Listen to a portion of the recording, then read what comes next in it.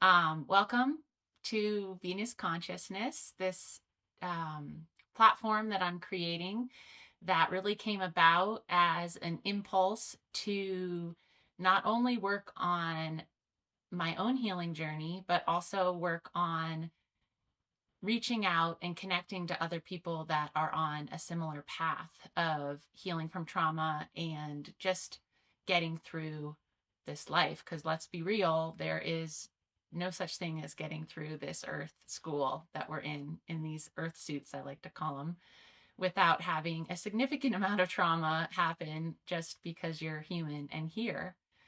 So anyway, I guess this week's live, I wanted to talk a little bit about the healing journey and specifically as a woman, even though I feel like if you're a man and a sensitive, you can either get something from looking at the other side of the coin or you can get something from what I'm talking about because you can relate because we all have a masculine and a feminine inside of us. So basically, I feel like yeah, we've been on this big healing journey, so many of us that found our way here. And this is a way for us to finally connect, as I've been talking about, and a way for us to finally not feel so alone.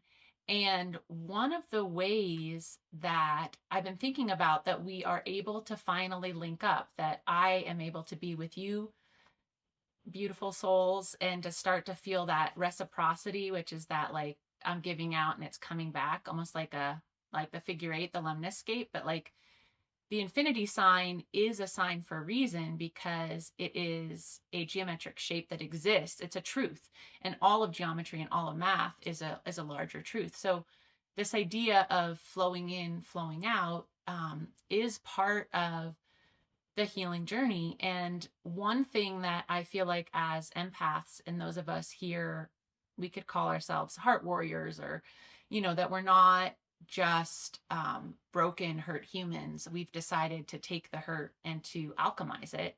And that makes us a warrior because alchemizing is not an easy process and not a warrior of like destruction, just trying to hurt, but a warrior because we're a warrior of the heart. We everything we're doing is for our own expansion and for the expansion and upliftment of humanity because we get it. I feel like as you heal, you realize that what you're doing is never just for yourself. Like if anything is really going to sustain and fulfill you, it has to be in service to the whole because all of the cosmos really is in an evolution of serving the greater good because we're all interconnected. So I like to think of it as the more you evolve on your path, the more you see that, like, in order to really have a mission and to have a healing and to feel anchored and to feel like you're doing something not just for your small little self, but for the planet, you're going to have this element of giving to others. And so those of us who are called on this platform, hello, I see some new people have joined. Welcome, everyone. And so, healing being something that it can be also performative.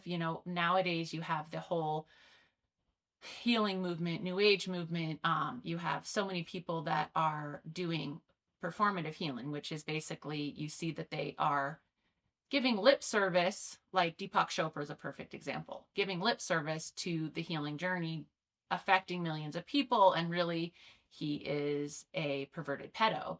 So that theme of really being able to be doing the work, being the actual heart warrior, not just someone who's wearing the mask of the healer. And those of us that I think are finding our way here, while there are trolls and rage baiters that, one of my friends here experienced recently. And I'm sure as women, we all have our fair dose of people popping in to do that, and men even, because the trolls are many. But those of us here with me now doing the real work, we are willing to sink in. And so, what I was going to talk about today is this as part of the healing journey, learning to have or turn on what I like to call my BS radar. So, as a wounded empath or as a child who was a sensitive neurodivergent, I think so many of us can relate to that. A child who felt a lot, had a lot of big feelings, had a lot of questions about why it feels so different here. And oh, hi, Jenny. As a child growing up in a world like this, your light gets dimmer and dimmer because it's like you're getting chips like taken out of, like, if we're all like this nice little orb, like a happy little child is like a little flower, and then it gets like, it's like getting stomped on, like a little violet growing in the forest, and it's like stomp stomp stomp as big angry troll, like either parents or caregivers or teachers or someone saying you're not good enough. I'm going to take your light and I'm going to use it. I'm going to make you feel small because that makes me feel big, all the things, because that's the world we live in. But somehow you get to a certain point and you begin to realize that everything in your life has in fact been happening for you. And you begin to, like I said, alchemize the pain into wisdom. And that process is not easy. It has to do with feeling super uncomfortable. And as you begin to feel super uncomfortable, you begin to realize why you're feeling uncomfortable, the pain that was never yours to carry, as well as there is a way to start to shift the script. And it's almost like you find like a little golden key, and you take the key and you insert it into your heart and you go click, and all of a sudden you realize that you were the one holding the key all along. And that's alchemy. You realize that pain, that sorrow, that rage, that anger, that confusion, that like, I'm tired of being fed on, I'm tired of being taken advantage of. Like, how many people are going to try to just like use coercion, use dominance to try to like get me to think that they're on my side, but they're not. And you finally, you turn that key by sitting in the pain, by being courageous enough to be like, I call BS. And you start to, it's not all at once, because at first when you've been so beaten down, if you're that little violet laying smashed on the path, it's not that all of a sudden you're like, one day you're like, oh, I can see clearly now. I can see clearly now, the rain has gone. That happens, but it's not all at once. It's like a little process, like a little petal maybe unfurls and then another little petal. And as you begin to sort of take a breather because you continue to do the work, maybe it looks like cutting out toxic people from your family, as I've done. Maybe it looks like going to therapy. Maybe it looks like starting to write. Yay. Maybe it looks like, oh, we haven't done this yet. Okay, guys, this is part of every live because I love you. I really do love you guys. I mean, how can I not love the humans that are like so hardcore awesome, like you guys, just showing up real? I just effing love you guys. Okay, so basically, yeah, like we're these little violets, but the thing is, I've talked about super bloom. Like, you think you're just on the path, like slowly but surely trying to like unfurl your petals to get a little bit of a look around, and just instead of like smack down in the mud, you're like, okay, maybe I can actually like stretch out a little bit, look around, and you begin to see that there are other little violets that are also or super blooming right next to you, and they're doing the same thing. And the trolls stomped on by on their giant march to destruction, endless destruction and torture and sacrifice to the nastiness. But you are in the forest with the sunlight dappling down, and you're looking around and you're seeing that there's all these little violets. And so I think that there comes this time when you turn that key and you've begun to like open up these parts of yourself that you're like, oh, I wasn't just the piece of shit they told me I was. Or maybe they didn't actually tell me. Maybe they were a covert. Maybe they made me think that they were going for me, but really they weren't. Sorry, my screen just went dark for a second. And so you begin to like cultivate as you open that key and you sit in the pain of, like I was talking about my last live, about that feeling that came up, that vulnerability hangover, as you maybe begin to find relationships with people who are caring and kind. It feels unsafe because you share, and you remember in the past that when you shared light, there were the energy vampires who were like, oh, good, or you got smacked down, or all the things that would happen. But as you begin to surround yourself through this healing journey with, by saying no to the haters.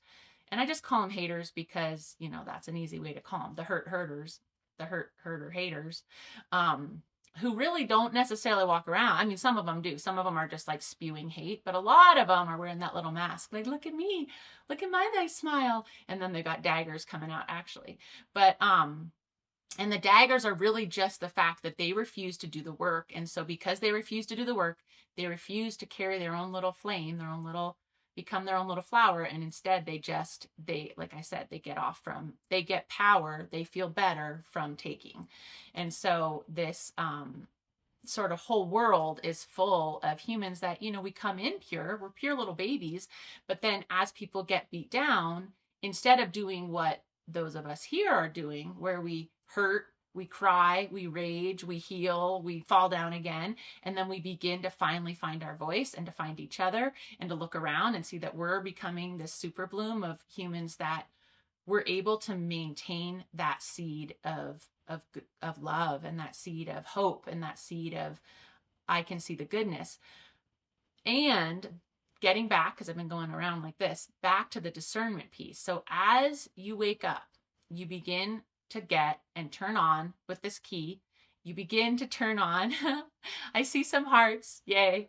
Loving it. You begin to turn on. I can do this while I talk. A key, maybe. I don't want to get too distracted. There you go.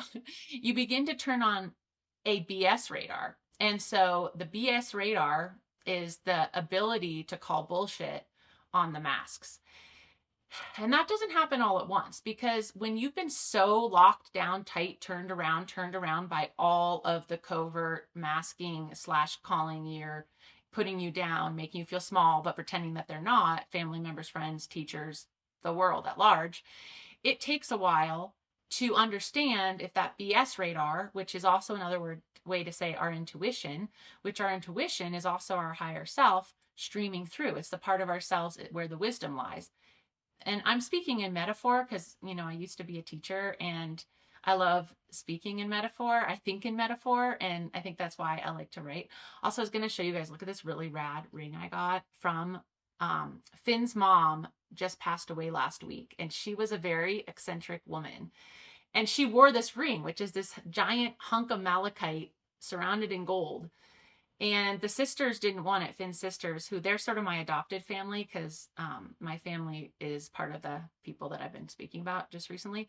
Don't need to go into any more detail than that. Suffice it to say, I don't speak to them anymore. But anyway, so I adopted Finn's family as my family, because family is who you choose, just like you guys are my soul family too. So anyway, she passed away last week, and this is a side tangent, but I just saw the ring and got distracted. And I've been wearing this ring because the sisters didn't want it.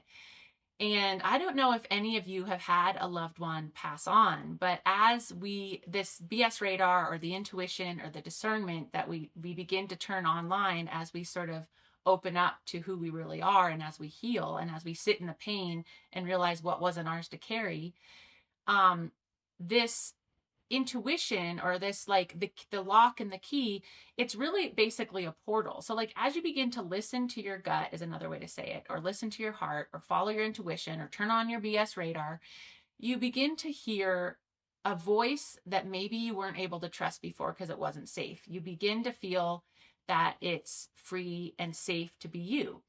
And so getting to this ring and to her, one of the ways that we are find safety is by tuning into our ancestors. And you, I'm sure, have at least a grandparent, if not maybe a parent or a sibling or a loved one who passed.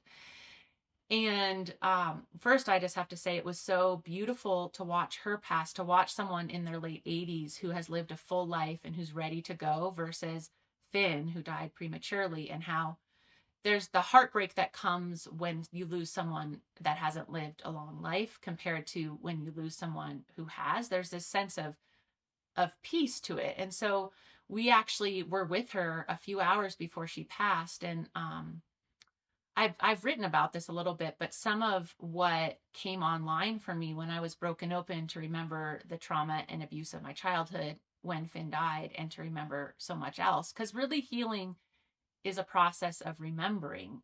We're remembering who we are before we incarnated into this earth suit. And even if you're someone who's an agnostic, or I mean, I guess if you're someone who is I'm totally forgetting the word, that believes that there's nothing besides this life, then we can agree to disagree. I have had memories and strong experiences of knowing what's on the other side, and really what streams through what we have while we're in this human body is an opportunity to be in a very dense planet and to learn lessons of love and hope and compassion in a place that wants us to just be a hater. So it's really this, like, if you think of a video game, we're at like Earth School is like upper level video game, because it's not effing easy to be here. So like, you're badass just for being here, just so you know, you guys. John, Andrea, I think it's Fifi, Dark Prince, all of you guys. Namanita. I don't want to like mispronounce your names, but you guys are badass, okay? So anyway, we are, and it's okay. Like, I'm like, we can celebrate how badass we are, because fuck, like we've just been through fighting alone in the dark for like multiple decades, many of us. And so yeah, like I'm gonna call myself a badass.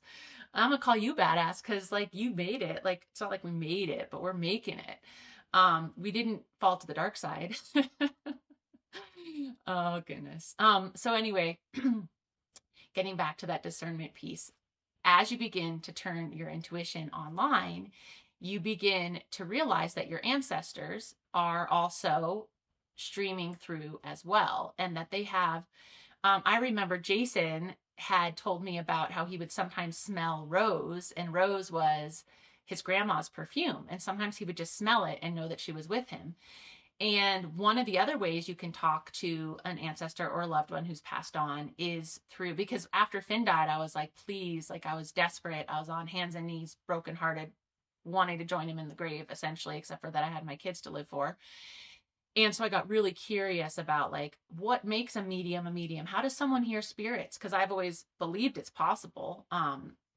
And so I listened to some audiobooks and read some stuff. And one of the things, getting back to this ring, is that if you have an object or a picture of a loved one, you can tune in and in sort of a meditative state, open yourself up to be like, do you have any words of wisdom for me? And you can, if you let yourself sort of just, it's very similar to how you write. Like, you sit down to type, you don't necessarily know what you're going to say, but you just start to type and it comes out. It's the same thing with channeling or with connecting to a loved one or your higher self. You basically, you empty yourself out as much as you can. And it's not to say you're not having thoughts like, I wonder if this is going to work. But for the most part, you get into sort of a receptive place, similar to when you might be like, I'm going to start writing and see what comes through. But instead of typing at this point, you're listening. And so the other night, I was wearing this ring because on Sunday we had a little just family gathering, celebration of life for her. So I was holding this ring and I was like, do you have like anything to tell me? And I heard the word royalty. And then I was like, okay. And I heard a couple other things, and I went and looked up like malachite. And the very first page I opened on Google is, it was used like in the Egyptian tombs and by like a lot of indigenous cultures, and they would bury it with the pharaohs and like as royalty, like, and it said it was considered a stone of royalty. And I was like, oh, and I was like, okay. So I talk a lot about getting on your throne. And the thing is, this is what I like to think. If you are someone who has made it through the bloodbath, let's just call it the bloodbath because it's energetic. Yes, unfortunately, we also have way too much actual war and bombing and bloodbaths happening. But for those of us who aren't in a war zone, an active war zone, we also have a, sorry, I don't know why it goes soft on me. But anyway, we also have an energetic bloodbath that we've survived. And so if you have made it through that bloodbath, if you're standing today, like starting to share your truth with the world, being artistic, loving on the people around you, you are a soul let's just say, get on your throne, like be royalty, be be on a throne, put on your crown, okay? Now, this is a metaphor, but like put on your little crown of gold, because that is your light. That's like what connects you to something. It's your light that allows you to see beyond the veil of the suffering, to see beyond the masks, and to not just turn into a hater. It's your light. And so you got to get on your throne. Get on that golden throne, put on your little crown, and we're going to be rulers with love. We're going to be kings and queens of hearts. And to be a ruler of love is not that you're like, oh, I'm better than you. It just means that you're honoring the fact that everyone is in a divine vessel. Everyone can become a queen or queen of their own life, of their own energy field. It's about sovereignty. And sometimes when you hear that word sovereignty, every time I see a heart, I have to do this.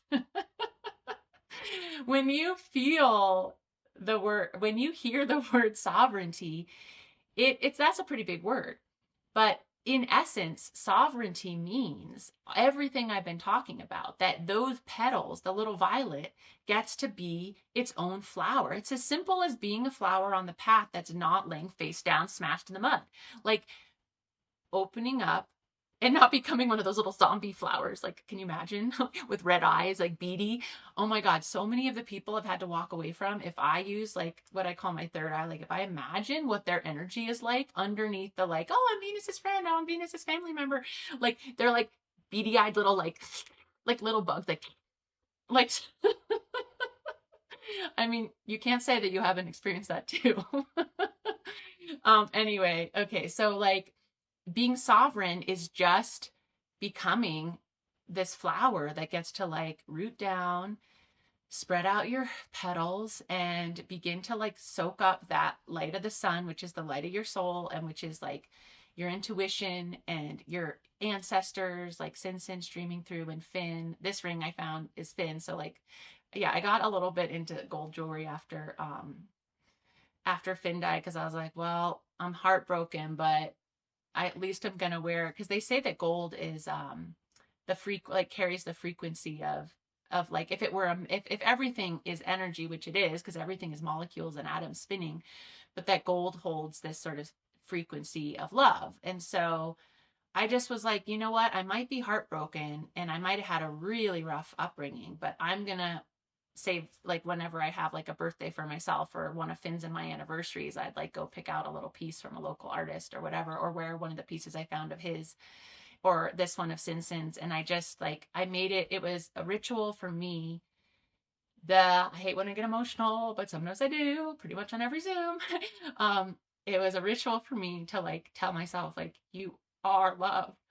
And I encourage you guys to do this for yourselves. Like, even if you can't maybe afford like a gold ring, just do things for yourself that like say, I'm worth it. Like I get to like honor your purity, because especially being a survivor, there's a lot of shame that comes with that. And you feel like you don't deserve to have beauty, or you don't deserve to have love, or you don't deserve to be, you know, just the pure light that you are, because you've been taught that it was different. So, you know, for me, it's wearing little pieces of, for me, it's wearing gold and reminding myself that I'm golden. But like, sometimes it's not like, obviously I'm not out buying gold every day. So like, sometimes it's like treating myself to a cup of coffee and like just talking to the barista when I'm feeling really low. Or sometimes it's not even like spending money. It's just sitting outside or petting my dog, or telling myself that like it's okay to spend a day where I don't take care of any of the things I need to do. I just go lay down in my yard and cry. You know, that's the nitty gritty of doing this healing work. And I think that it's from that you honoring the broken parts. It's like the kintsugi, like as you honor what's been fractured open, that's where the light shines through. And as the light shines through, you get access to like, from a psychological brain chemistry perspective, you have the hindbrain, which is, they call it the reptilian brain, and that's the fight. It's like the F's, like fornicate, fight, flight, freeze, flee. It's all those ones. And like, a humanity that's locked in their hindbrain, they're gonna be operating like the dinosaurs, like, you know, bloodbath, free for all. But like, as you are able to sit with your pain and to heal and to allow yourself the grace, getting into this, you know, not just metaphor that I like to stay in, but really from a brain chemistry, the amygdala is the part of the brain. And I'm not really a science person, so hopefully I'm saying it all right, but I did do some reading because my daughter, who was also abused, was really struggling. And so I did some research on it. And what I found out was that, you know, if you're stuck in your fight or flight, that's like at the base of, I keep pointing because it's the base of your spine. And then the amygdala is like somewhere in the middle. And then you have your frontal lobes. And like, that's what separates humans from other animals. And that is our ability to differentiate. And last Zoom, I was talking about how with like the Industrial Revolution and the printing press and being able to read and contemplate, there's this coming into the eye of like an individual soul that is your own unique personality. And the assault on human consciousness right now wants to keep us from coming into this alignment of like, I am the sovereign divine flame. I am a flower among many. We came to uplift this earth. They want us smashed down in the mud, and they want to be extracting, a lot like the Matrix movie. Like, the reason those movies are so famous and popular is because there's a lot of hidden truth in them. And it's not that I want to go down conspiracy theory and be like, actually, you're actually really being, you know, a machine has you in a little chrysalis and it's sucking your life forces. But on some level, that is true. It's a metaphor for the energy. All you have to do is open the headlines, follow the news, and allow yourself to be sucked. You feel it. You feel that feeling of like, I don't feel good anymore when you read a newspaper article where the person was trying to scare you, or you follow the news and it's all about the fear domination, because if they can keep you from remembering that you're sovereign, they can control you. They can harvest those beautiful human emotions that are really ours to be owned and to be embodied. Like, it's your birth freaking right to own your own body, to have it be yours, to have your mind be yours, and to be able to, from that place, be a freaking creative. That's as simple as it should be. But because there is all the other things, and Earth being the Earth school that it is, the forces that you have it, the humans on the small level that want to control and dominate, you have the forces behind them. Like, you just look at the Epstein, like the ritualistic sectonic craziness. Like, there is truth to that. Without getting too much down the rabbit hole, you have to think of it in terms of pointing to truth. There is truth behind the dark forces that are feeding on those type of rituals that so many of the elite, and not just the elite, people in my direct family were doing the exact same type of abuse to toddlers to get, and I can't get too into it because, you know, there's legal stuff, but like, it's happening everywhere. It's not just the elite. And it is scary, but we have to be able to A, see it, getting back to that discernment, and then B, choose differently. And you can only do that when you honor that voice inside and that BS radar. And part of it's allowing ancestors to stream through and learning how to connect, whether it's through a ring or a picture where you ask, like, do you have wisdom for me?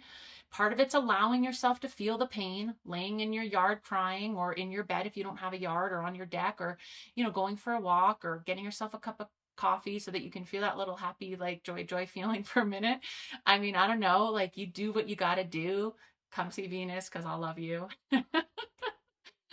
And I'll come try to see you and read you too. But anyway, I think that that's how we get through. And then once you begin to realize, once you get out of the hindbrain, the amygdala, which doesn't know the difference, I was getting to this before, between what's happening in the past or the present. So trauma, if the amygdala is firing when trauma is firing. When you get triggered by something that reminds you of a trauma, your brain doesn't know that it's not happening anymore. So that's why it's so important to go through these healing modalities, whatever is right for you, to be able to tell your brain and to shift off that adrenaline, fight or flight, like amygdala firing, to be able to get into your frontal lobes. And from there, be able to be the way they call it in therapy, the wise brain, which is basically where you can, from here, discern what is, you know, what is true, that discernment of like, oh, you are like a little nasty beetle trying to climb up me and eat me. Oh, you, even though you're pretending to be my friend or a family member or whatever. And I'm like, oh, I'm embodied enough to feel that you through and through. You might say something fucked up sometimes and I can ask you about it, or you might not, but like I can feel that there is a genuine human that's not afraid to come down and in, to be on the path of sovereignty, to put on that little crown, to sit on their little throne, to be a little violet in the forest. And that, like, that's where you feel safety. You feel safety with yourself. You begin to feel safe around others. And it's not that I still don't, because they get sort of savvy. I still have found people here and otherwise that I'm like, oh, they're on the same journey as me. And I know I need to end soon because I'm a little after, but I started a little after. But like, and then you can, one of the beautiful things, I learned this in a Jack Canfield training, you can course correct. If you're going along and the friendship seems like it's good, and then all of a sudden you get enough data points, that BS radar starts to get really high and turn on, and you get in these little red flags, beep, beep, beep, beep, beep, beep, abort mission, you should listen. It doesn't matter how far down the path you've gone. Like, I have a friend of mine, she was about to get married. She canceled it like a month before because she realized he was a covert narcissist. And she just like canceled all the wedding plans and was like, I'm not doing it. And then she lived in this uncomfortable grieving place where she's like, I want to have kids. I want to be married. I just canceled my wedding. But that's an example of like course correct. If you need to do a U-turn, what I was just telling my one friend is like, because of my trauma, if I start to hardcore fawn, oh, that's another one of the F's, fawn. Because when you start to feel unsafe, especially if you were abused as a child, you go into people-pleasing mode because that'll keep you safe, because that will keep the monster at bay. So if you start to feel yourself like wanting to trauma bond, like, oh, I want to make them my bestie, or I want to make them my thing. If you're really leaning in, if you're getting anxious attachment, anxious attachment can come up to be healed in a healing environment too. So you have to discern the difference. But if you're starting to kick into all those gears of fight, flight, fawn, freeze, whatever, it's a really good time to step back and be like, do I need to course correct? Do I need to do a big old U-turn? Because I'm realizing this is familiar in all the not good ways. So just be willing to course correct. And that's what kids do. They're like playing, they're building a fort, hearts. And then they're like, no, I actually want to play something else. And so then they go play something else. Like, we can have, that's the thing about being spirituality. That's how, like with Deepak Chopra, who's like, covert pedo abuser, is that like underneath the mask, a true human who's wearing their crown and sitting on a throne, not because they're all like, I'm on my throne and thou shalt be below me. No, it's like, you're on your throne and you're like, guys, do you want to have a tea party? Let's go play. Let's get out our swords. Let's go slay some dragon. No, let's be dragons. I think I'm a dragon. I think I might have some dragon in me. Anyway, so it's like, it's being able to be playful. And that's what we do here on Substack. We write, we play, we create, we love, we laugh, we cry. Go back to your childlike innocence, but with this wise brain turned on, because the goal isn't to go back to being a child, because a child was dependent on their parent. The goal is to reparent yourself so you can sit on that throne, have that little girl or boy beside you and say, I know you weren't loved before, but I'm going to love you now. You get to play with me. We get to play together with all our friends. That's how we do it. So anyway, I think I'm at the end. Thank you guys for joining me. I love you. And I want to do one more set of hearts because isn't that so fun? We'll see you guys next time. Bye.